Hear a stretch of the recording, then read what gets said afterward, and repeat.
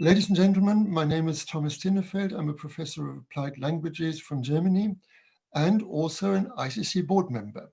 It is my great pleasure to welcome you all to today's webinar with Ben and David Crystal about everyday Shakespeare in the classroom. I'm now handing over to Mr. Barry Tomlin, who will introduce the two presenters to us. Barry Tomlin is a leading expert in intercultural awareness and intercultural communication and international communication as well, with a wide range of experience in education, business, and the media. He has written books, developed training courses, and consulted for organizations worldwide.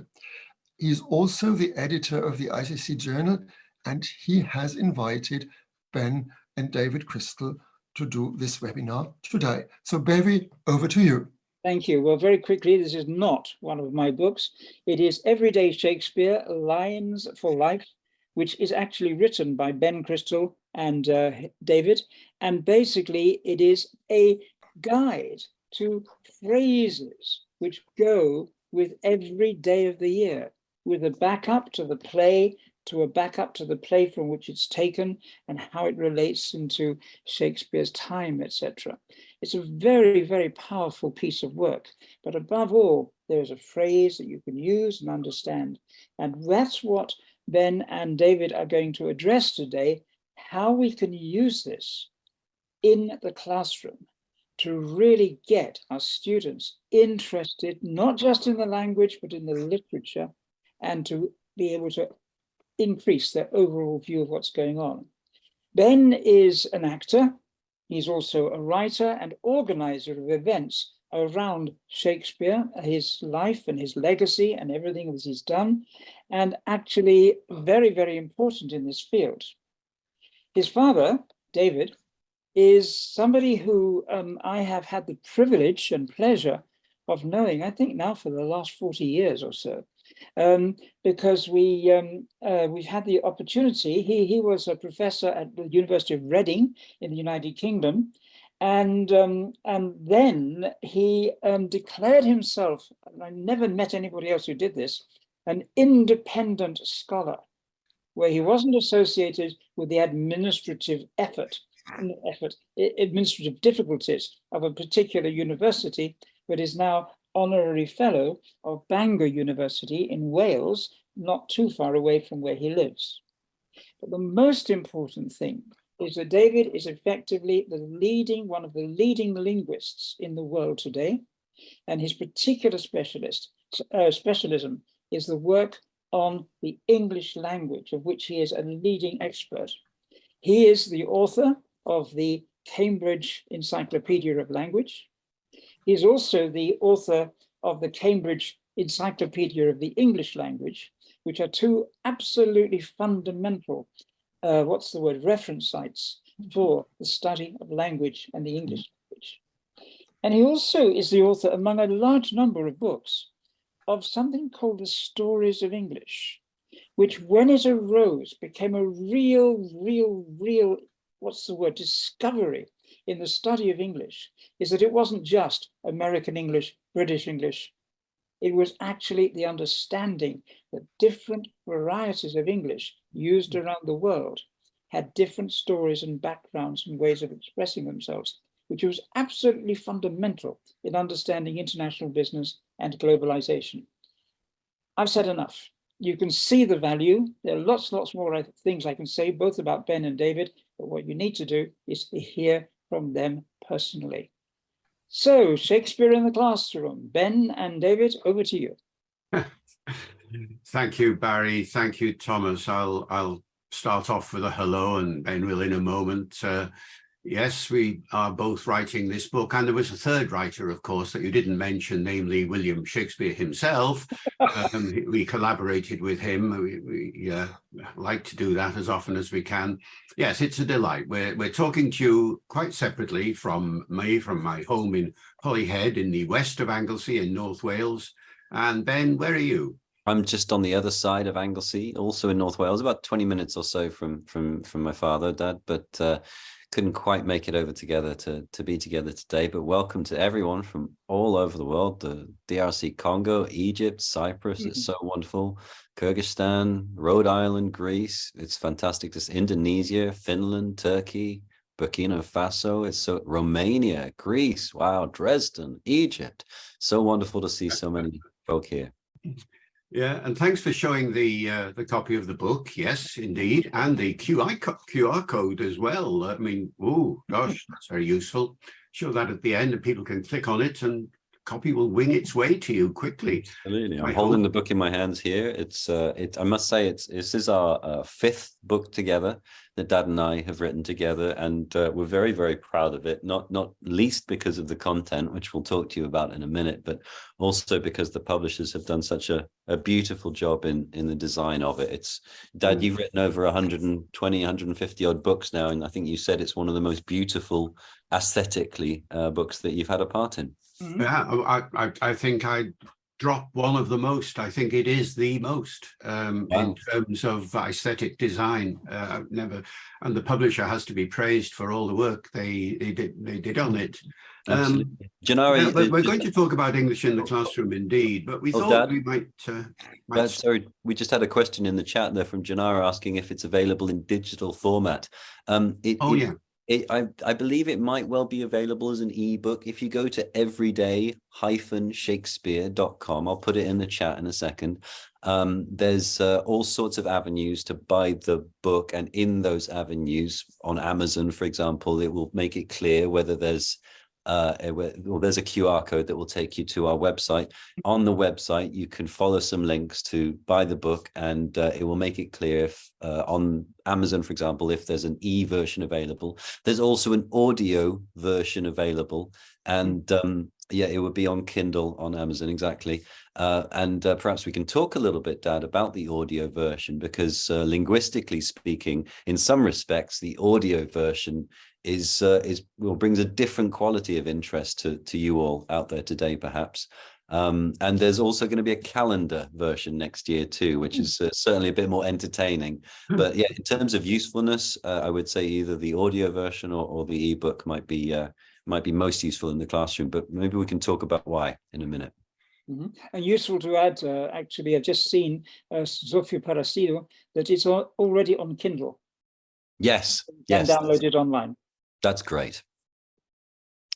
Yes, that's right. And we are going to go into the classroom, but I think it's important to begin by just characterizing the book in a slightly more general way to start off with, because that's actually the key as to why this particular book might indeed be very relevant in the classroom context. It's been out a few months now, and the number of teachers have already written to us and told us how they are using it in the classroom. And Ben will talk about that in a little while.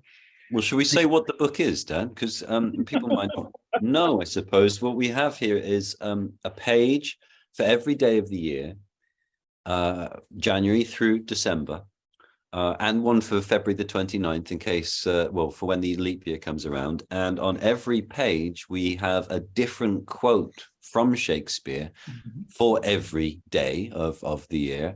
But they're not the sort of quotes from Shakespeare that you might be expecting. That's for sure. Yes, that's right. So, we ask you now, which quotes of Shakespeare do you know? And of course, up will come things like to be or not to be, that is the question, or is this a dagger that I see before me? And quotes of that kind. Well, these are not particularly everyday in our view. I mean, there might be some of you out there who do see a dagger every day in front of you, but I think this is probably unlikely. We've got other ones in the quote in the chat here, Dad. Tomorrow and tomorrow and tomorrow, and a rose by any other name. Yes. Knock knock. Well done, Eliza, Claudia. That's very good. We don't include any of these quotes in our book. That's right. Yeah, what we did, you see, Ben and I, was we went through the entire canon. We read all the plays and all the poems, and we looked out for quotations that have an everyday relevance, something that any ordinary person could relate to, something that they're doing in their lives, or some emotion that they're feeling, or something like that. And we'll give you some examples now of the sorts of quotations that are in the book. And you'll see immediately that, oh, yes, they relate to something that I do, or I have done, or my friends have done, and so on. Where should we start, Ben? Should we just pick a few out at more or less random? Yeah, why not? Let's see. Well, Dad, why don't we pick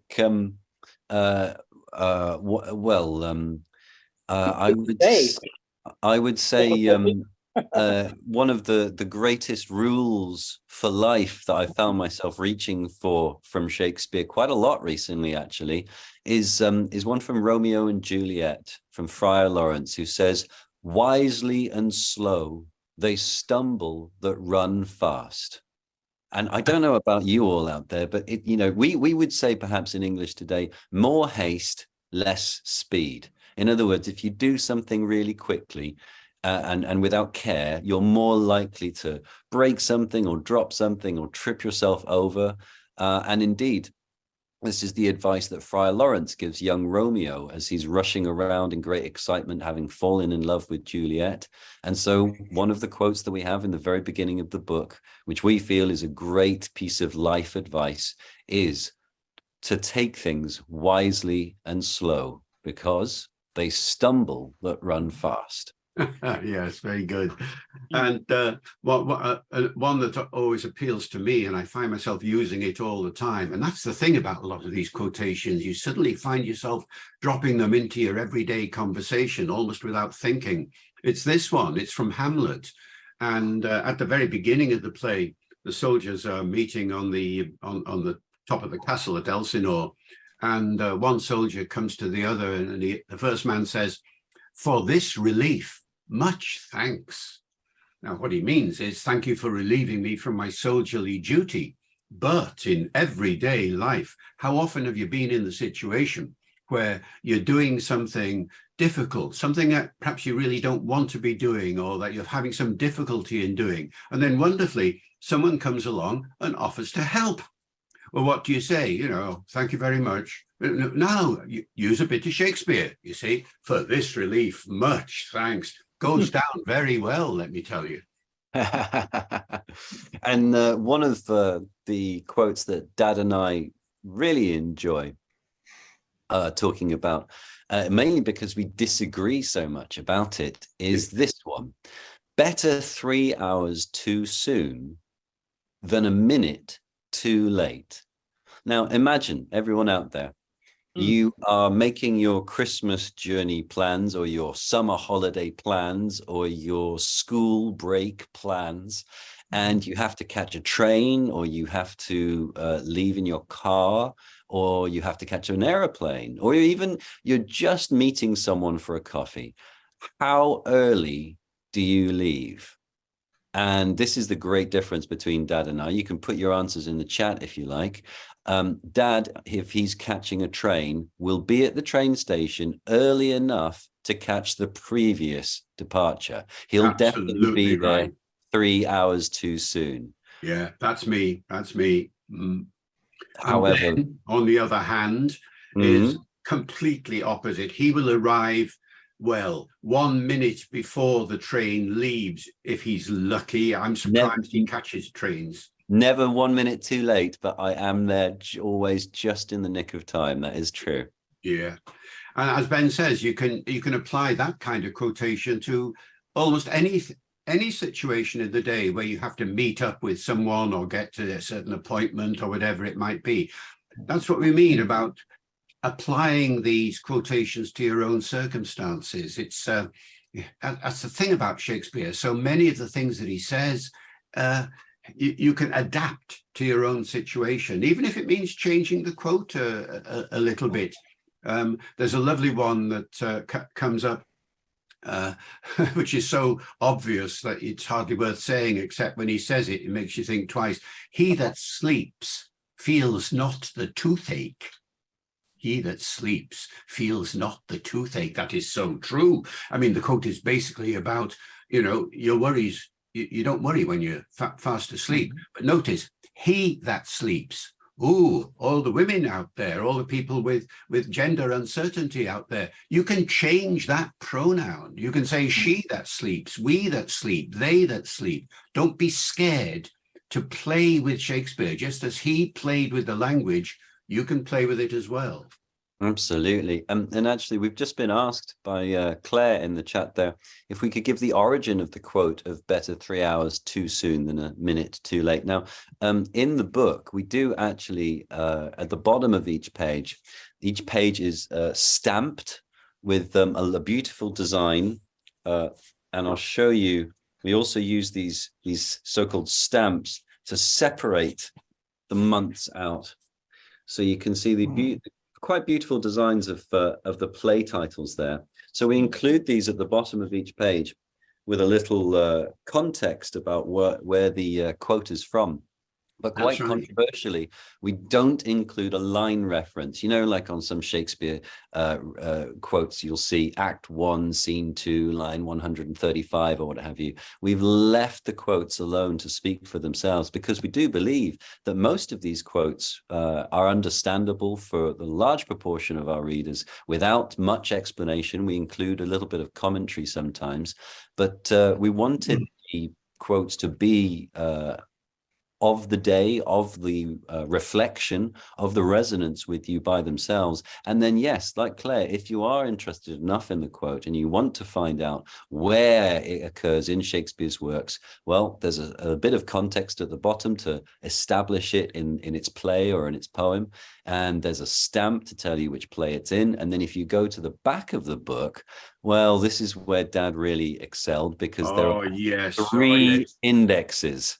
Yeah, you haven't mentioned the best bit of the book yet, Ben. You just did now. The indexes at the back of the book. That's my world. Oh, I love doing indexes. Indexes are heaven for me. And if you looked at the back of the book, you would find that that particular quotation comes from The Merry Wives of Windsor, where one of the protagonists is thinks his wife is cheating on him. And so he wants to get to the house early enough to make sure that he catches the people at it, as it were. Oh, better 3 hours. Let's get there really early, he says, in order to catch these people out. So that's where that one comes from. You're quite right, Claire. Claire says in the chat, of course, the line count is always tricky depending on the version or the folio. And that's exactly why we didn't use it. Why would we put in a line reference for when everybody's different versions of Shakespeare often differ and disagree in terms of the line count? So what we did, our first book is called Shakespeare's Words. It's a glossary and language companion, and we've been very lucky in that the book has become the industry standard for Shakespeare dictionaries. It's used all over the world now, and we made a website because we couldn't fit everything we wanted to do in the book, and www.shakespeareswords.com is where we send everybody to have a look to see where in the play or the poem the line might come from. So there's a solid source that everybody can use, and it doesn't matter which physical paper copy of the play or the poem that you've got with you. That's right. Now, there are so many quotes that we could illustrate for you, but I hope you're getting one very important message as we give you some of these examples. And it's this, that they're not difficult to understand. So many of the myths that are out there about Shakespeare, this is one of the things that your students will feel. You probably have felt yourself that, oh, Shakespeare is not for me. He's so difficult to understand. I'm not going to get very far with it. Well, there are a couple of points that I'd like to make here, and then Ben will take up the point in relation to the classroom, I have no doubt. But he isn't that difficult to understand. He might be difficult when you read him on the page. I've got books on my shelf here, Shakespeare plays, lots of them. And you open the book up, and sometimes you see a tiny little bit of text at the top, and then a huge number of notes underneath, as the scholarly editor has explored all the different angles on Shakespeare and tells you all about it. And you look at this and you think, I'm never going to understand Shakespeare. There's too much stuff. I can't get into him. Well, our view is that Shakespeare on the page is not the way to look at him, really. It's Shakespeare on the stage that really brings the plays and the poems across so well. And this is one of the things we like to think when we're talking about Shakespeare in relation to the classroom. One of the things I always mention is, you think Shakespeare's difficult? Why? And people say, because of all the difficult words. Well, how many difficult words are there in Shakespeare? How many words are there in Shakespeare that are not the same in meaning as we have in English today? And you count them up. Well, I count them up. That's what I do. That's my job. And I counted them all up once. There's just under 1 million words in Shakespeare altogether, all the plays and all the poems. And if you count them all up and look for all those different words, only 5% of the words have changed their meaning or are words that we no longer use between Shakespeare and the present day. So all those examples we've just been using, better 3 hours too soon than a minute too late. Any difficult words there? Not at all. Wisely and slow, they stumble that run fast. Any difficult words there? Not at all. And what you'll find as you go through our book is that only occasionally, my job has been in that book to make sure that if there are any difficult words cropping up, we explain them properly in the commentary. But I didn't have to do that as much as you might think. And most of the time, the implications and the commentary that Ben was referring to are all to do with how one takes these quotations, makes them relevant to all of us, and now in particular, makes them relevant in the classroom. So how about this line? Offering this line to your students. In the night, imagining some fear, how easy is a bush supposed a bear? I love this line because it's one of the lines in Shakespeare that reminds me, because I feel that Shakespeare can often seem to people in the 21st century, and especially young students, very distant from us. You come to a Shakespeare piece of writing and it's written in poetry, and the characters in the plays are speaking in poetry to each other.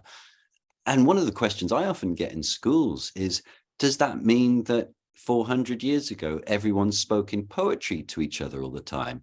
Now, of course they didn't. Shakespeare realized that if he gave his characters poetry to speak to each other, especially iambic pentameter, this style of poetry that has the same rhythm as the human heartbeat and the same rhythm as natural modern spoken English, this dee-dum, dee-dum, dee-dum, dee-dum, dee-dum rhythm. Let's take a modern line or a modern piece of speech. I dropped my phone and cracked the screen today. I dropped my phone and cracked the screen today. Da-da, da-da, da-da. Da, da. It's the regular rhythm of modern English. And Shakespeare gave his characters this style of poetry to make them sound more human, but still theatrical, because no one speaks in poetry. Now, in the night, imagining some fear, how easy is a bush supposed a bear? Well, that reminds me that whilst we are 4 centuries away from Shakespeare, we haven't changed that much as human beings. It's still 400 years ago, it was quite normal to be walking along at night. A fear suddenly takes over you. You see an outline in the shadows. You think it's something dangerous, like a bear. And when you get up close to it, you realize it's not a bear. It's just a bush. It was just a scary shadow. I love the idea that Shakespeare captures these really human, normal, natural, understandable reactions to things. In the night, imagining some fear, how easy is a bush supposed a bear? It's a fantastically simple line. Here's another one. What a lovely opportunity this book can be. We've heard from teachers to start off a conversation between your students. Now, of course, this doesn't really matter how old the students are. We've found that young students to old students have something to say about this line. What do you think? Love all, trust a few, do wrong to none. Now, of course, this is a line about morals or about how we might behave towards each other in the world. This is a line about the humanistic tendency towards compassion, towards empathy, towards your approach to your fellow humans on this world, or to your friends, to love all, trust a few, do wrong to none. Or how about this one? Live a little, comfort a little, cheer thyself a little. That's something I think that Dad and I found throughout our work on this book. We kept finding more and more lines from Shakespeare that were nothing to do with being from Stratford-upon-Avon, where Shakespeare was born, or from London, where Shakespeare worked, or from England, or from Great Britain. There's geography, the belief system that Shakespeare might have had, the personal ideas about how the world or the universe works. None of this is relevant. What we found over and over again were that there were lines, as we called the book, not just for life, but of life and of our relationships with each other as humans on this little planet. How do we feel about loving all, trusting a few, and doing wrong to none? These, we found, are wonderful questions that you can start a classroom off with. And we've heard from teacher colleagues of ours that the teachers end up sitting down and not having very much to say at all, because the students are so busy furiously discussing something that seems and sounds like it could have been written yesterday, but actually was written 400 years ago and is very easy to understand. That's right. I mean, that's a lovely example, Ben, that one about imagining some fear, because all the teacher has to do is say to the class, right, have you ever imagined some fear and out come the stories straight away, and you get some wonderful reactions to a simple quotation like that. Yes, and then for perhaps if you're working with more adult students, but not necessarily just adults, but still, if you are, you can go to some of the more political sections of the book. What we did, was we had each month and gave it a different theme. So, January has one theme, February has another, March has one theme is about nature, one theme is about politics, one theme, and so on. And if you go to the political section, you'll get quotations like this, which again, you may know from one of the history plays. Uneasy lies the head that wears a crown. Uneasy lies the head that wears a crown. Well, that was about a king, or somebody who wanted to be a king, but it could apply to, you see how we can generalize it now. You can apply that to any situation where you're in a role of leadership. It could apply to a head teacher in a school. Uneasy lies the head that wears a crown. Yes, you've got the school crown now. Are you happy in that? Or are there problems in your school? You see immediately how it could apply to them, or to a boss in a factory, or to a manager in an institution, or for that matter, Barry, to a journal editor. You're wearing a crown, and maybe sometimes you're a bit uneasy about it, are you? Yes, is the answer. Well, how about this one, which unfortunately too many people around the world perhaps are experiencing at the moment? 'Tis time to fear when tyrants seem to kiss, when our leaders of the world that are perhaps not doing everything they can towards bringing the world to a place of love and peace suddenly smile and appear to be joyful and to have pictures of them perhaps kissing babies. That's perhaps, Shakespeare says 400 years ago, that's the time to fear, when tyrants seem to kiss. Yes, and I think, well, how are we doing? Well, we're going to stop talking in about 5 minutes, and then there'll be lots of time for questions and things. We've already. Oh, here's a good one for this time of year. If you're going to gather with your families somewhere, perhaps, no matter what belief or festivals you might be celebrating or not celebrating, but here's a great quote: that small cheer and great welcome makes a merry feast. I think, personally as well, sometimes I feel the pressure if I'm inviting people around for dinner, that there must be huge amounts of food, that everyone must leave completely replete. And Shakespeare argues that actually the greatest welcome makes the merrier feast, even if there is only small cheer. How would you just define cheer, Dad? Yes, that's right. That's one of the words where I would want to make a little comment in the commentary. Cheer here actually means the food and drink that you put on the table. So a small amount of that, people might say, oh dear, oh dear. No, no, no, no, no. It's the welcome. It's the welcome that's so important here. And that example comes from the Comedy of Errors, where somebody is expecting a good dinner and isn't going to get one, but the welcome is going to be much better than anything else. Oh, okay. Claire says cheer like bon cher in French then. Oh, yes, yes. Of course, very possibly, yeah. Well, how about this one to finish us off before we find some Shakespearean farewells to offer you to share with each other? How about this? It's a good one to think about. The web of our life is of a mingled yarn, good and ill together. The web of our life is of a mingled yarn, good and ill together. I suppose the trickier words might be yarn, which is like a string, I suppose, or it makes me think of something that my grandmother might knit with.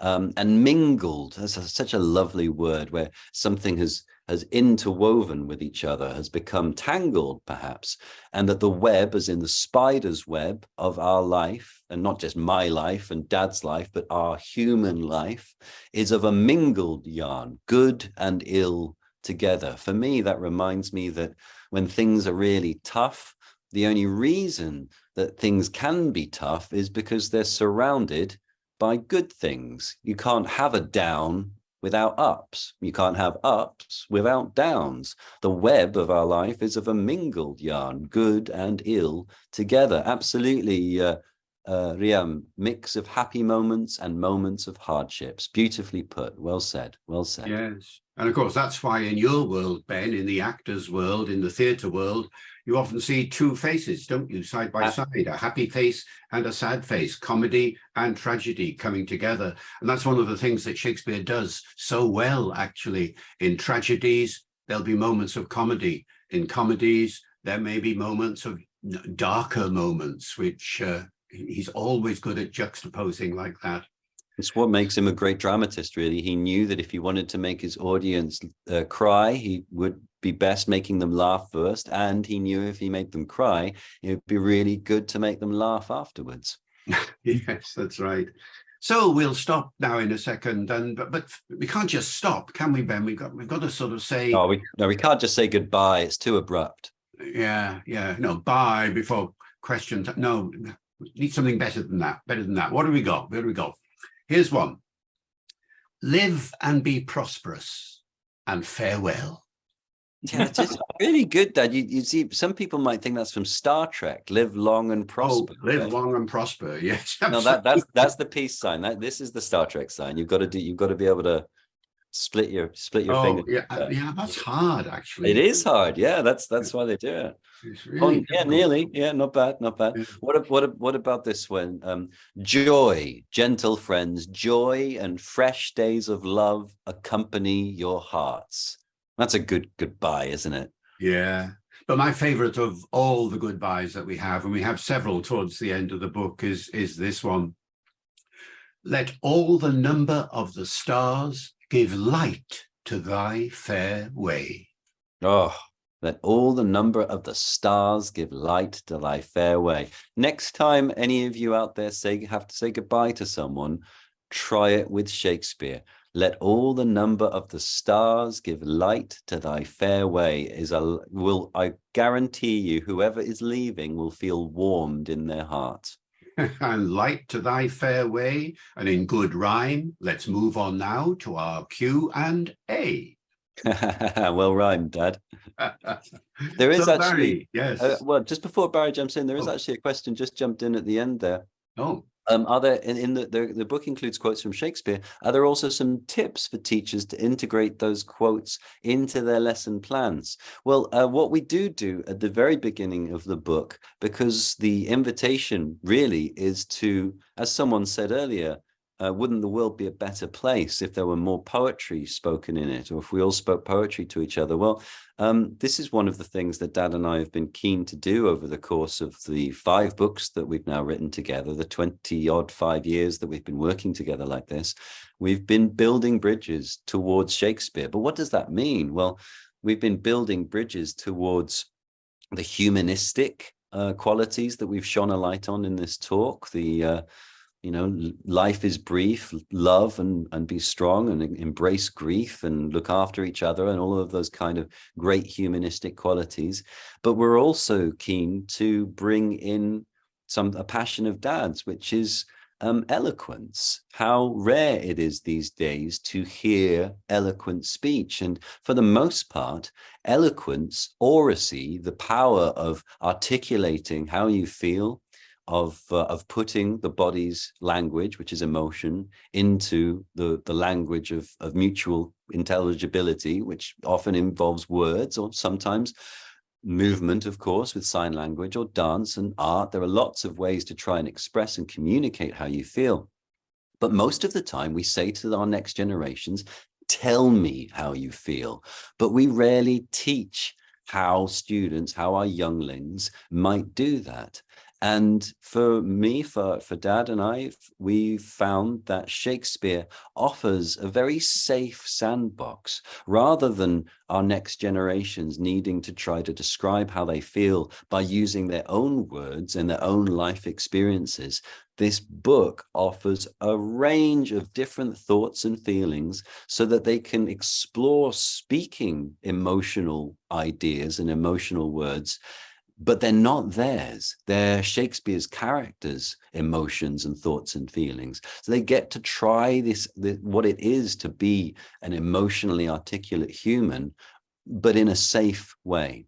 And not just dropping these ideas and these thoughts and these feelings into day-to-day conversation, but right at the beginning of the book, we give some tips on how to memorize these lines, because we're very aware that not everyone is an actor, not everyone has strengthened their memory muscle. But the important thing to know is that everybody can. Your memory is like a muscle, and if you strengthen your arm muscles by doing push-ups every day or pull-ups every day, then your arms and your shoulders and your chest muscles will get stronger. It's exactly the same with your memory. And so right at the beginning of the book, we give some tips, and they're Shakespearean tips because Shakespeare's actors had to remember things very, very quickly. We've given some tips on how to memorize these wonderful quotes. So, and it's so important to get the students to speak these things out loud for themselves. And then they will sometimes say, oh, but my accent is no good. I can't speak like an English actor can. I don't think I'd get it right. That does not matter. That does not matter. The point is, speak it in your own voice. That's the thing about developing that memory that Ben was just talking about. Speaking aloud, and it gives you confidence. Once you realize that your voice is as good as anybody else's in relation to Shakespeare. This is one of the biggest problems we've had in the last 10, 20 or so years. People think that in order to do Shakespeare, you've got to sound like Laurence Olivier or John Gielgud or one of the great actors of the past. Ben Crystal even. Ben Crystal even. Well, you don't. And we're not just talking about first language speakers here, native speakers. No, we're talking about everybody. But even native speakers find it difficult sometimes to identify with Shakespeare if they think that they have to sound like Laurence Olivier. All the Americans we've worked with, many American companies, theater companies and directors, they say, oh, we can't do Shakespeare, you know, we got the wrong voice, you know. Well, you've got your voice.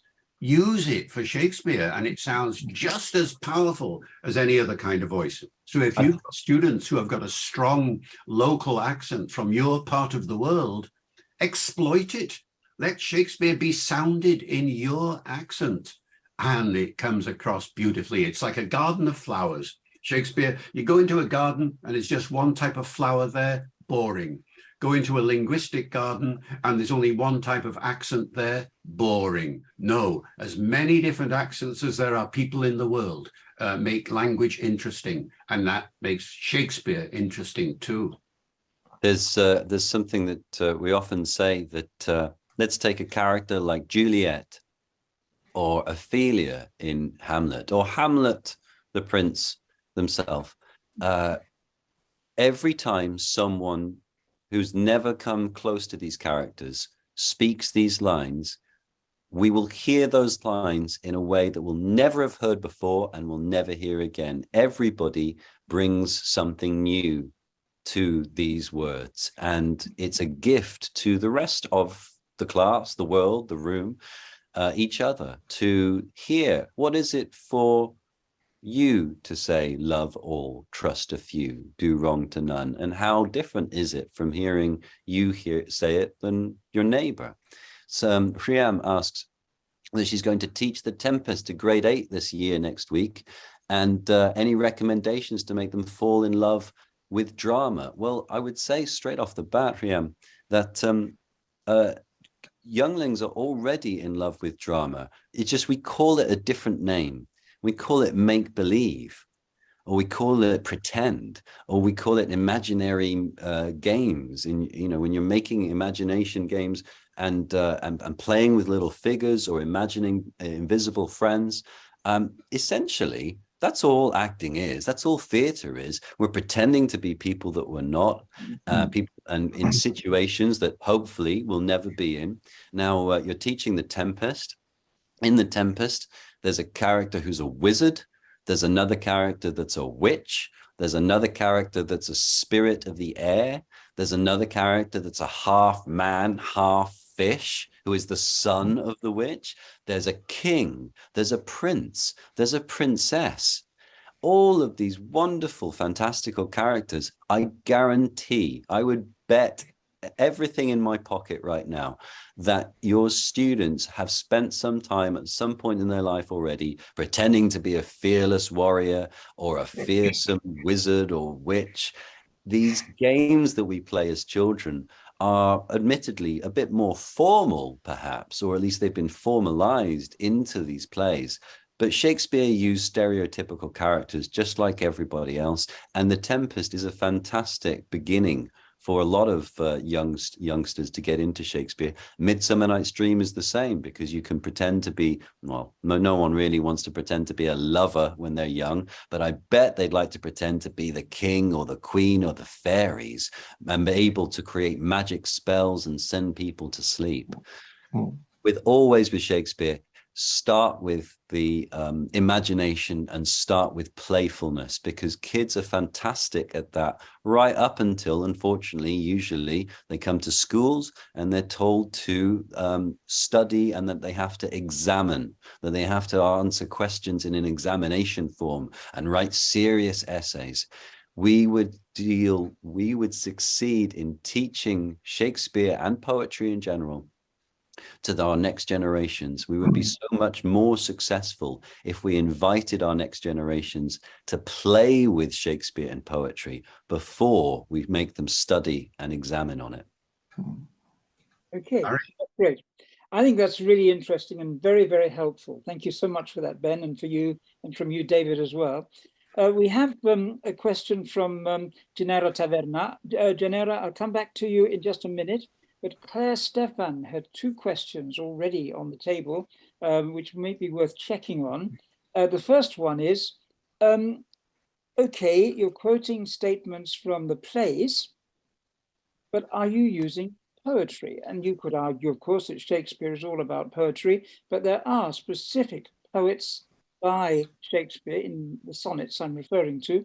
Would you like to, David, would you like to say a word about how the sonnets have actually improved or increased the value of the quotations you put for the dates? Oh, certainly. We don't exclude the poetry at all. In fact, when you look at the array of quotes that are in our book, you'll find that about a fifth of them or a sixth of them are prose.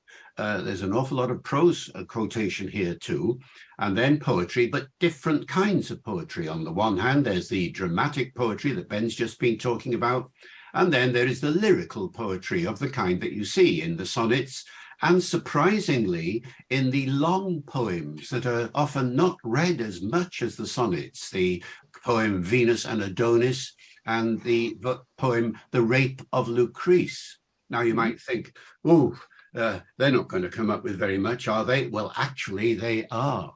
A surprising number of quotations in our book. Altogether, there are about 1,000 quotations in the book. There's the 366 for each day of the year, of course, but then in the commentary, there are lots more. When I did a count of the frequency of the quotations in our book, because somebody asked me not so long ago, in fact, the sonnets turn out to be the top. There are more quotes from the sonnets than from anything else. And that illustrates the point that there is lyrical poetry here as well as dramatic poetry. It's very important, I think, to keep a balance between these different genres. Okay.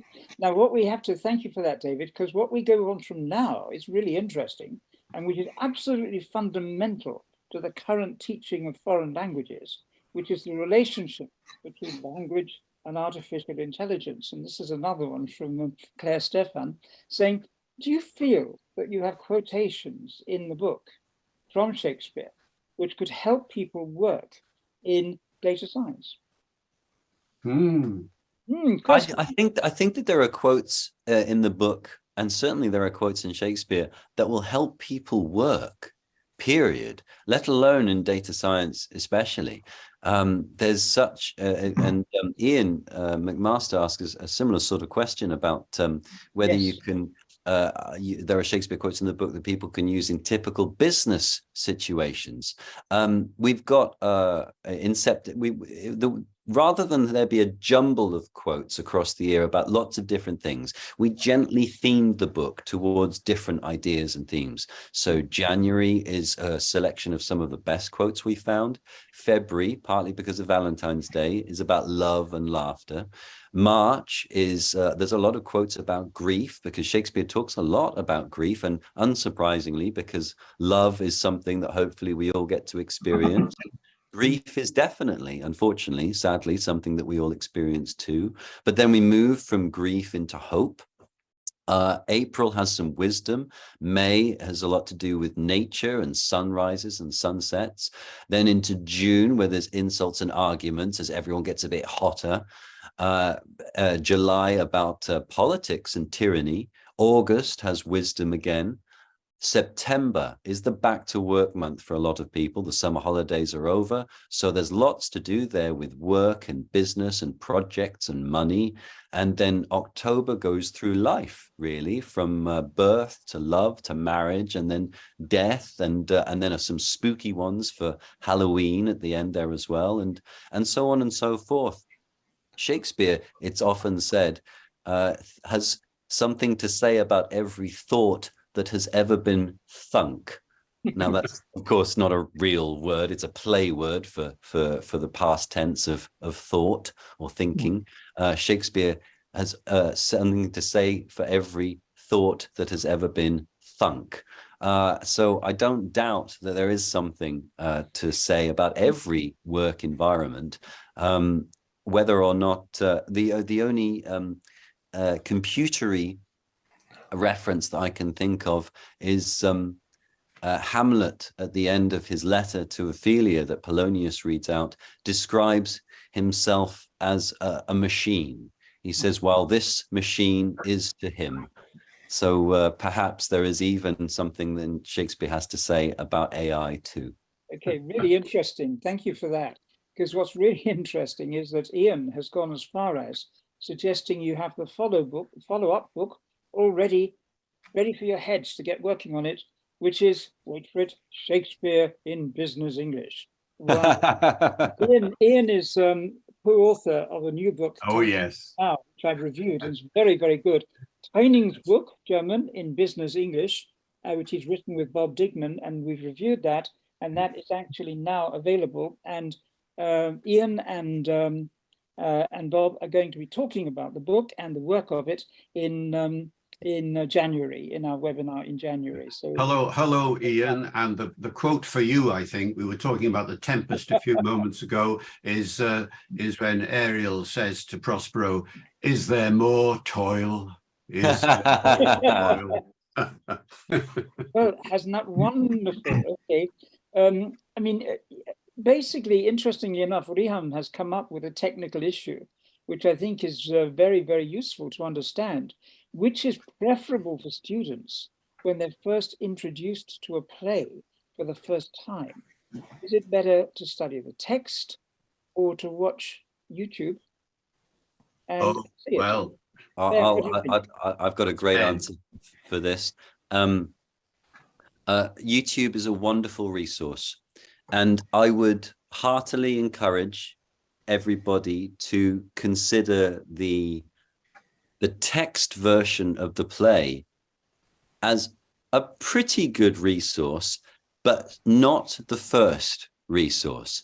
Now, you're all very lucky. You're probably very good at reading English, and you might even be experienced enough at reading Shakespeare, at reading poetry, at reading early modern English. But think about it for a moment. If you wanted to introduce someone to the works of Mozart for the first time, how would you do it? Would you show them the orchestral score with the treble clef and the bass clef and all of the different parts for the violins and the tubas and the double basses and everything else, and teach the students how to read the little black dots of crotchets and minims and quavers? Or would you give them a CD? Or would you take them to a concert? Or would you perhaps try and invite them to, as it were, sing the tune for themselves? Well, you know, it's exactly the same with Shakespeare. The only people that were ever supposed to read Shakespeare on a page were his actors.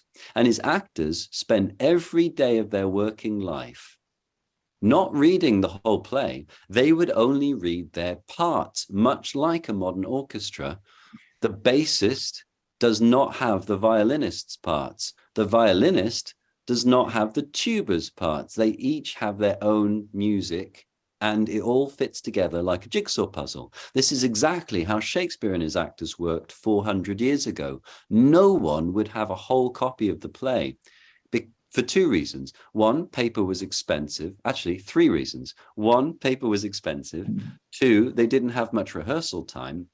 And three, if there are lots of copies of the play, then perhaps the play will be stolen by a rival theatre company, and plays were an incredibly valuable commodity. If Shakespeare's just written Hamlet, well, they don't want a rival theatre company stealing his successful new play and performing it. So the idea of handing a full play to a student, essentially handing the full orchestral score and asking them to read it without teaching them essentially what all the little black dots mean. This is one of the reasons why so many people struggle with Shakespeare. So what I would certainly do is, of course, you can read the play. Of course, you could watch the play on YouTube.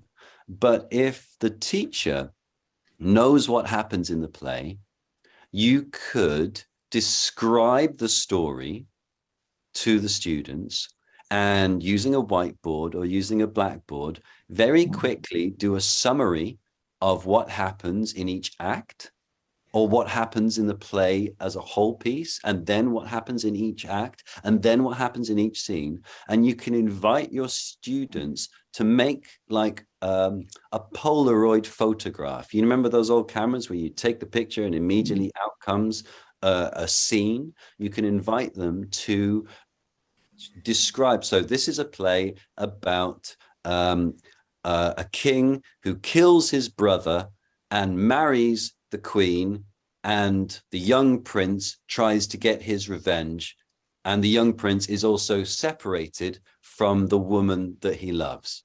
Well, Now you need 4 or 5 students, and one has to be an evil king, and one has to be a dead king, and one has to be a queen, and one has to be a prince that wants revenge. So the prince that wants revenge probably needs a sword or something, and one has to be the prince's lover who can't be with him. So now you know that they can't be next to each other in the photograph. Then you're giving the students an opportunity to play with the idea. And as soon as they play with the idea, then they gain ownership, then they gain agency, then they gain a permission for the play, for the idea, for the story to really be their own. At the end of the day, Shakespeare was a storyteller. And at the end of the day, these plays are stories. So what I would suggest is before you read the play, before you watch it, invite them and encourage your students to play with the stories and make them their own, and play with the characters and make them their own. And go on YouTube as soon as you can. and perhaps leave YouTube until after they've gained some agency and ownership over these ideas. Last question, if I may. Yeah, Very quickly. sorry. Thank you. Yes, Thomas. Sorry, thank you very much, Barry. I would like to ask one more question, which really goes down to language teaching.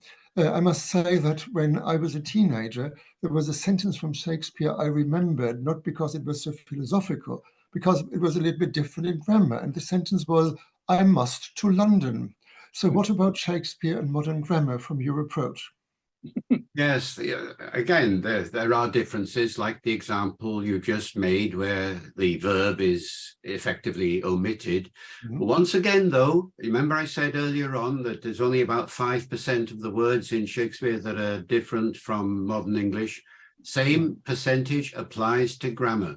If you go to one of the big modern reference grammars, like the big Quirk grammar, the grammar of the comprehensive grammar of the English language, go to the index at the back of the book, count up all the points of English grammar that are in there, and there are, several hundred of them, and then apply that to Shakespeare, and I've done this, only, again, 5% or so of the grammatical constructions that are in Shakespeare are different from those that you'll find in modern English. It is early modern English, Shakespeare's time. This is not Middle English or Old English, where the grammar was indeed very different. No.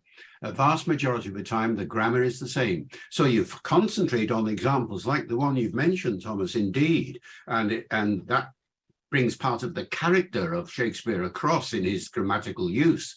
But don't overestimate the grammatical difference between the two periods. Thank you very much. Okay. So I think thank you for that, both of you, and thank you for the answer, and thank you, Ben, for all the ideas, which everybody so much appreciates.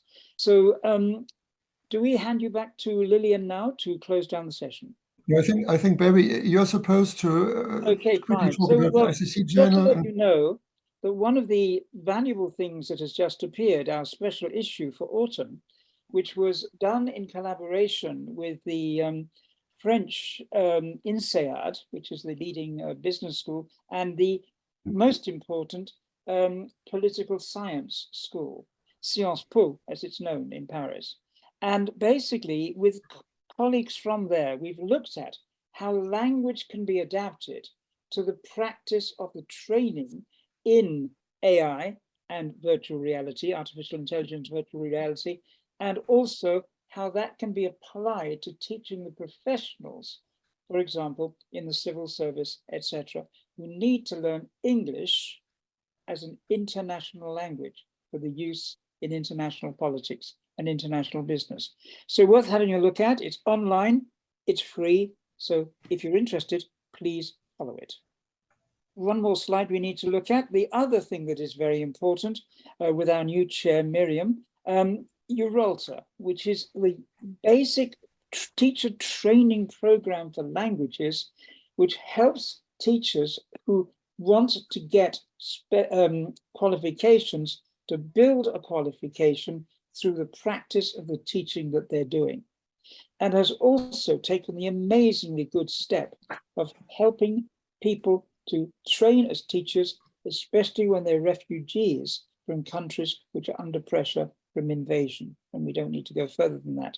So actually there's that opportunity to help people who've been displaced to really build their international teaching skills in order to be able to practice. So Uralta is a very important area. And the next slide, the final one, I think, is that if you are interested in becoming a member of ICC languages, then go onto the site or the website, and you'll find easily, it's at the bottom there, you'll find easily that you can actually find out how to join either as an individual member or as a school. Okay, how do we go on? Lillian, anything else you want to add? So thank you very much, Barry. So indeed, there is not much more which remains to be said apart from thanking David and Ben one more time for the wonderful moments of crystallization which you shared with us. Thank you very much. And well, it remains for us to, that means the ICC board and staff, to wish our two presenters and everyone joining us today Merry Christmas and a happy, prosperous and hopefully more peaceful 2024 than 2023 was. So all the best. We hope to see you all again next year for the next webinars which are coming up, which are being planned. And we hope to have good times again together next year. Thank you very much and all the best. Goodbye. Goodbye. Thank you. Thank you.